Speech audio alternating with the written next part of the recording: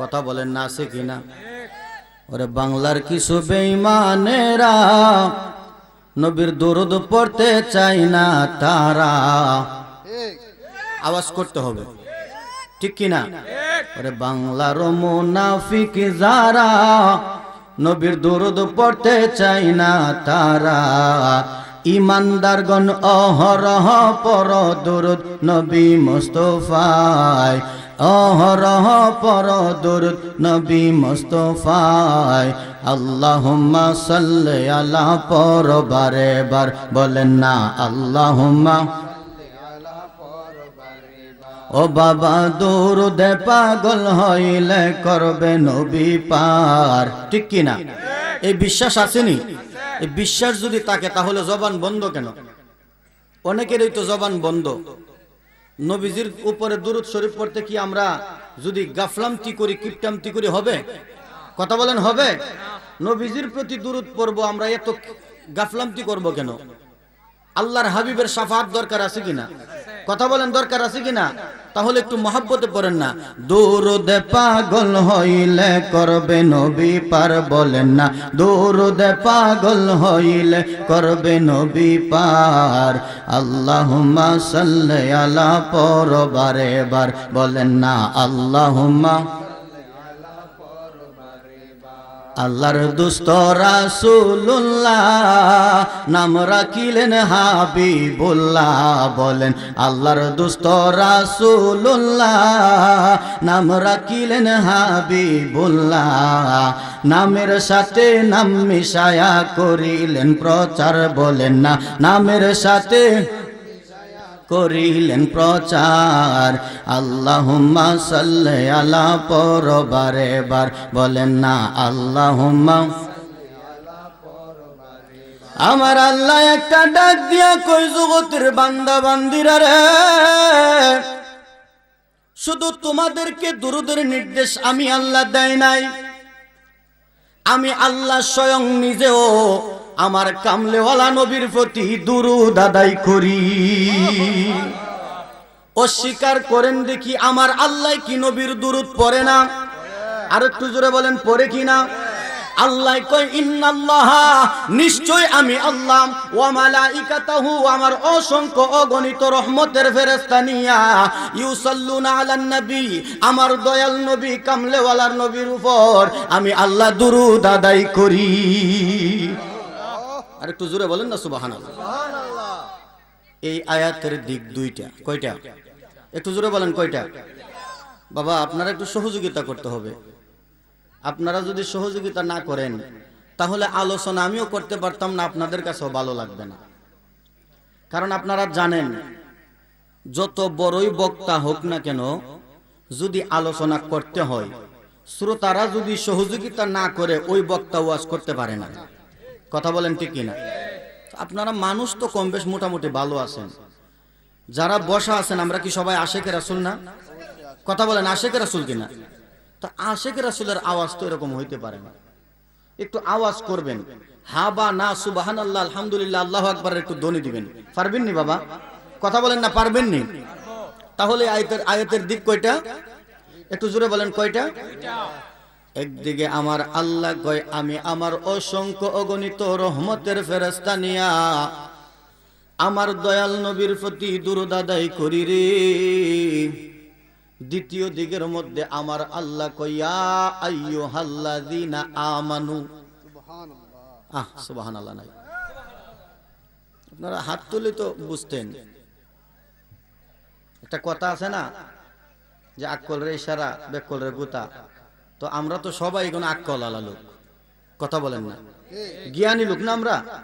তো জ্ঞানী লোক ইশারা তুই তো বুঝতেন, সব কথা তো বলে দেওয়া লাগে না। তো বাবা আমার আল্লাহ দ্বিতীয় নাম্বার দিকটার মধ্যে বলতেছে ইয়া আইয়ুহাল্লাযীনা আমানু। দেখেন আমার আল্লাহ ইচ্ছা করলে ইয়া আইয়ুহাল মুসলিমুন বলতে পারতো, পারতো কিনা? আল্লাহ চাইলে কি বলতে পারতো না? কিন্তু আল্লাহ কেন বলেন নাই? আল্লাহ তো ডাইরেক্ট মুসলমানদেরকে বলতে পারতো, আল্লাহ তো ডাইরেক্ট মুসলমানদেরকে বলেন নাই। আল্লাহ আপনাদের এই এলাকার মসজিদের ইমাম সাহেবকে উদ্দেশ্য করে বলতে পারতো, বলে নাই তো। কোন দরবারের পীর সাহেবকে ইচ্ছা করলে বলতে পারতো, বলে নাই।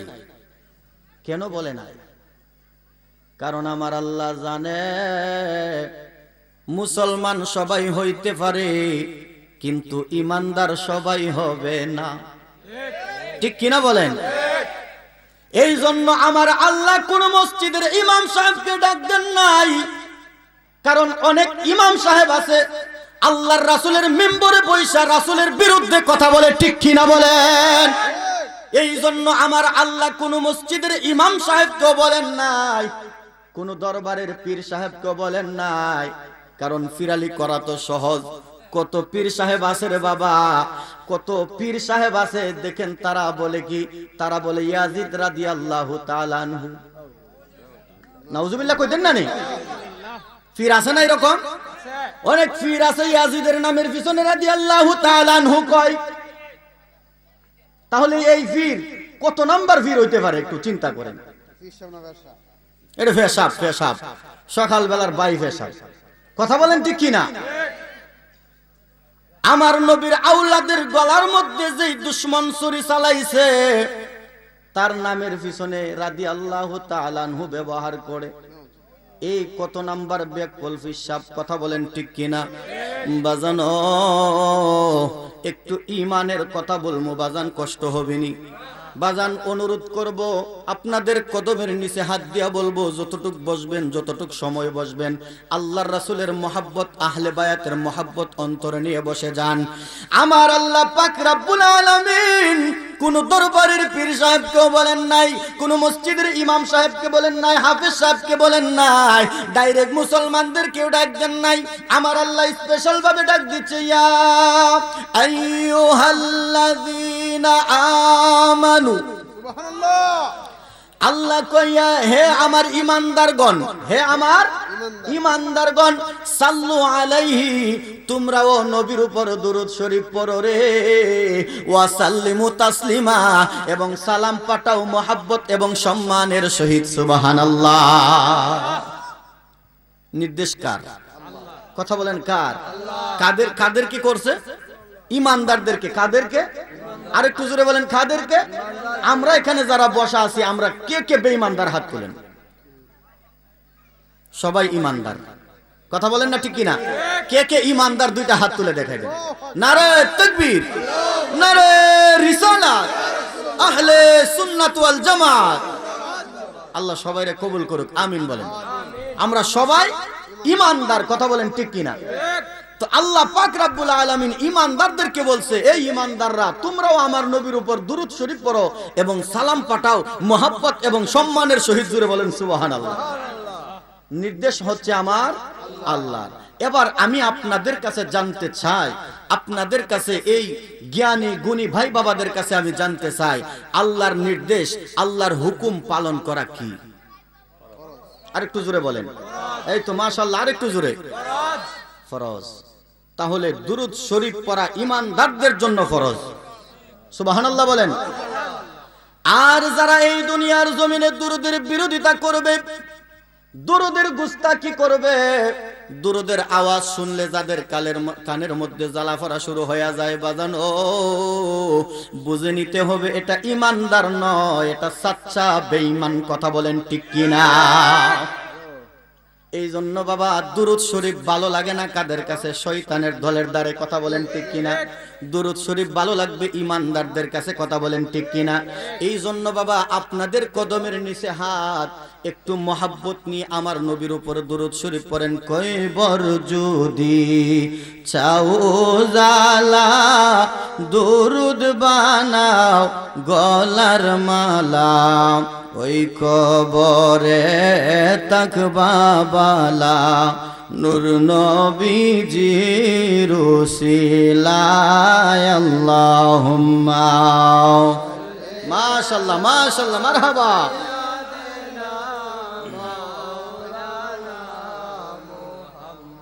আদু আলা আলি সাইয়্যিদিনা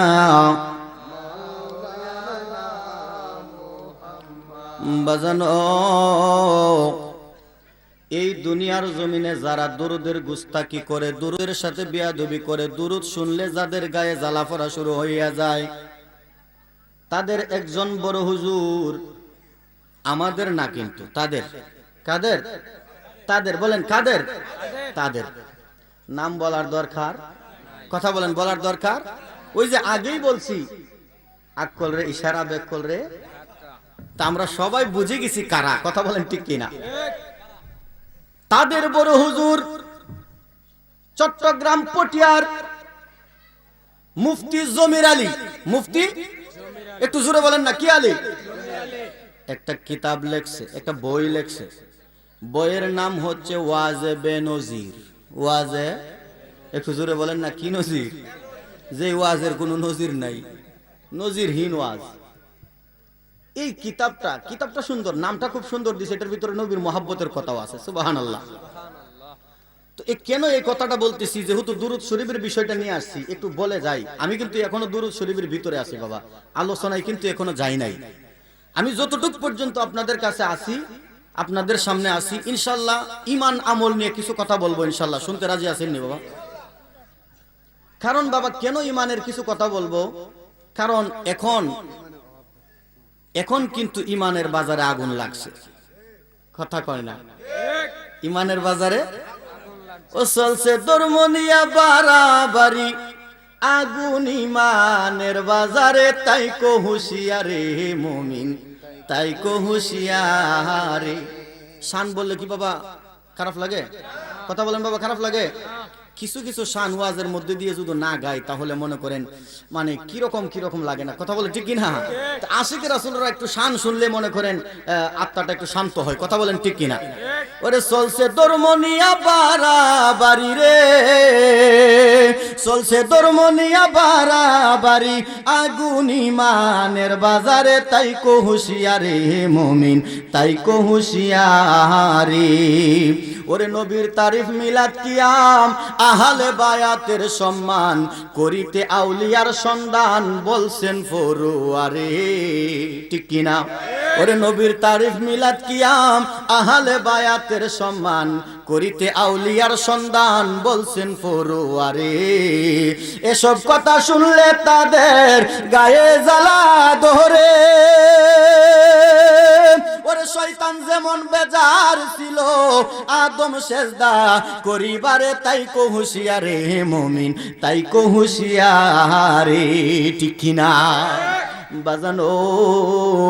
এই জন্য কিছু ঈমানের কথা বলবো বাজান, একটু গভীর মনোযোগ দেন, অন্তরের কানটা লাগায়া দেন।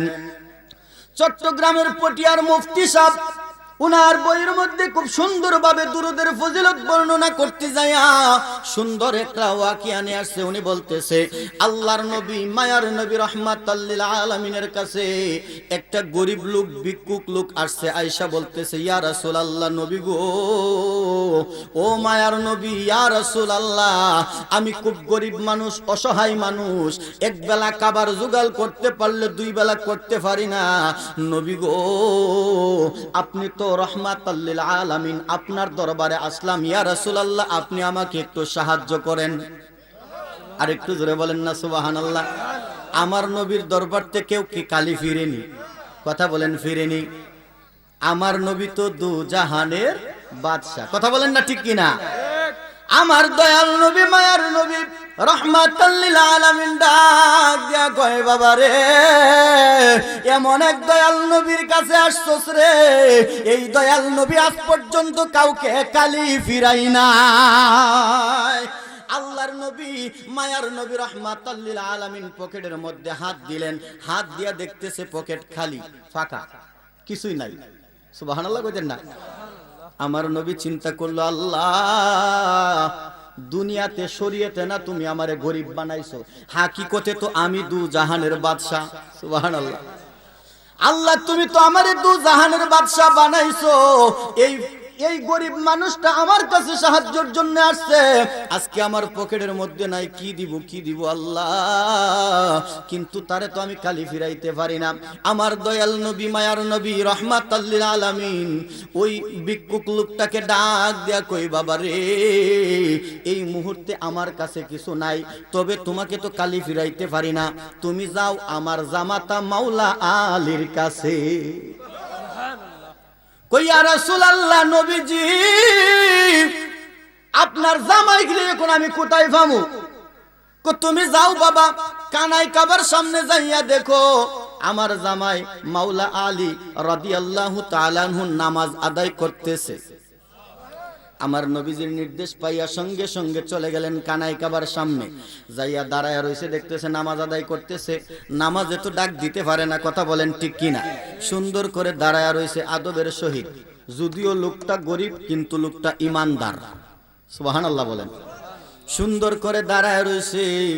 মাওলা আলী রাদিয়াল্লাহু তাআলা আনহু সালাম ফিরায় পিছনে তাকায়া দেখতেছে দাঁড়ায় রইছে। উনি বুঝতে পারছে যে লোকটা আমার জন্যই দাঁড়ানো। সুবহানাল্লাহ বলেন। মাওলা আলী ডাক দিয়া কই, বাজান কি ব্যাপার, আপনি কি কিছু বলবেননি? কই হুজুর, ও আলী, আপনার কাছে আপনার শ্বশুর দয়াল নবী পাঠাইছে। সুবহানাল্লাহ। কেন পাঠাইলো?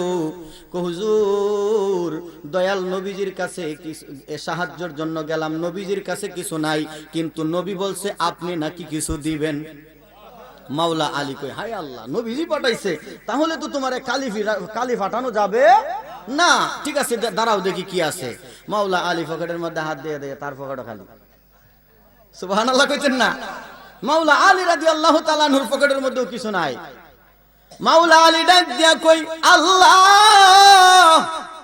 তোমার নবী পাঠাইছে আমার কাছে, কিন্তু আমি মাওলা আলী রাদিয়াল্লাহু তাআলা আনহুর পকেটের মধ্যে কিছু নাই। মাবুদ ও, এখন তোমার এই বান্দারে আমি কি দিয়া বিদায় করবো, কি দিমু? আমার কাছে তো কিচ্ছু নাই।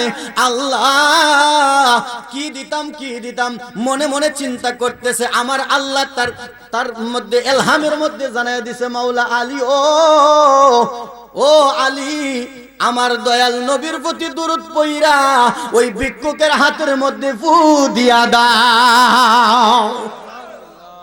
মাওলা আলী রাদিয়াল্লাহু তাআলা আনহু ভিক্ষুকরে বলতেছে, বাবা তুমি দুইটা চক্ষু বন্ধ করো, দুইটা হাত আমার সামনে বাড়াও। সুবহানাল্লাহ। দুইটা হাত বাড়াইলেন, চক্ষু দুইটা বন্ধ করলেন, হাতের মধ্যে ফু দিছে। কি দিছে? একটু কথা বলেন না, কি দিছে? ফু দিছে। বলতেছে, বাবা হাত দুইটা মুঠ করো, চোখ দুইটা খুলো। চোখ দুইটা খুলছে। খোলার পরে বলতেছে, সাবধান, এই হাতের মুঠ কিন্তু খুলতে পারবা না। সুবহানাল্লাহ বলেন।